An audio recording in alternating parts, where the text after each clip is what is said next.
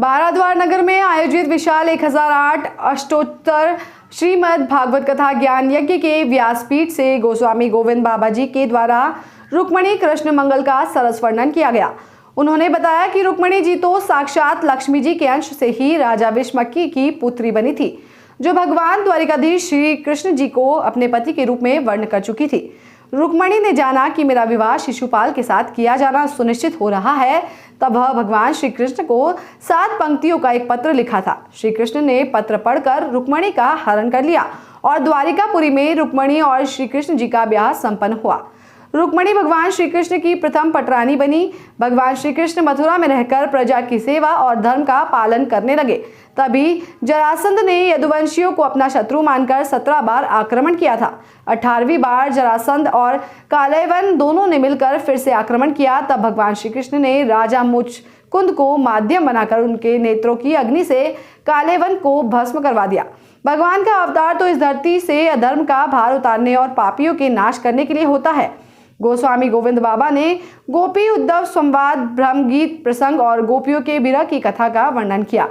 आयोजित विशाल 1008 अष्टोत्तर श्रीमद् भागवत कथा को सफल बनाने में बांके बिहारी पवन शर्मा, सतीश जिंदल, विष्णु जिंदल, नटवर अग्रवाल एवं सदस्यगण जुटे हुए हैं।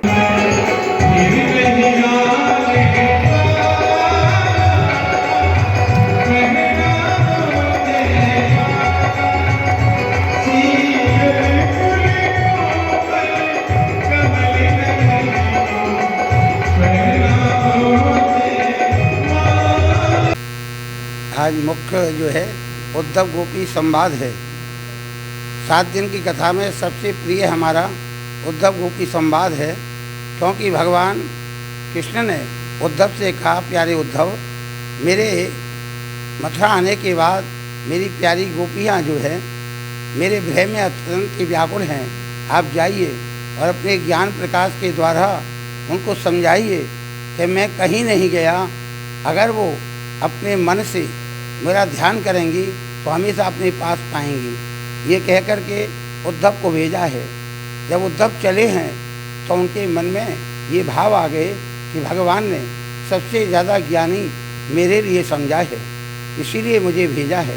तो जिस वक्त उद्धव जी रथ पर सवार होकर के चले हैं तो भगवान कृष्ण का और उद्धव का एक सा स्वरूप था।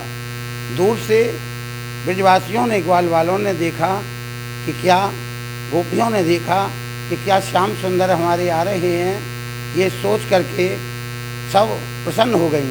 लेकिन जैसे ही उद्धव जी का रथ पास में पहुंचा, कहने लगी, नहीं, हमारे श्याम सुंदर नहीं, ये तो कृष्ण स्वरूप जो है उद्धव जी जान पड़ते हैं।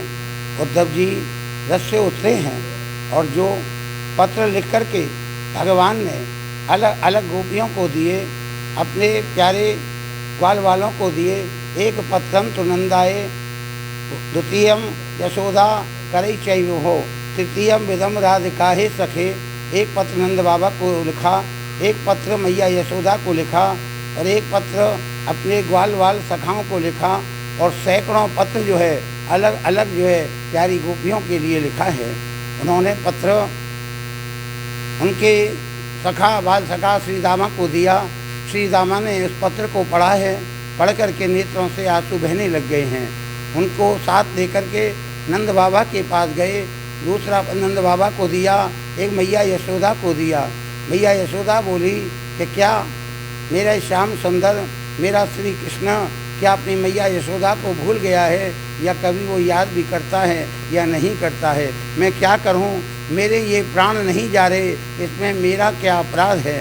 अगर मुझे ऐसी मालूम होती तो मैं उसे कभी भी जो है मथुरा नहीं जाने देती। रात भर जो है नंद और यशोदा की वार्तालाप अपने प्यारे कृष्ण से होती रही है। सुबह होते ही भगवान जब वहाँ से निकले हैं और गोपियाँ, कोई दही बेचने को निकली है, कोई यमुना स्नान के लिए निकली है, कोई। Bureau report.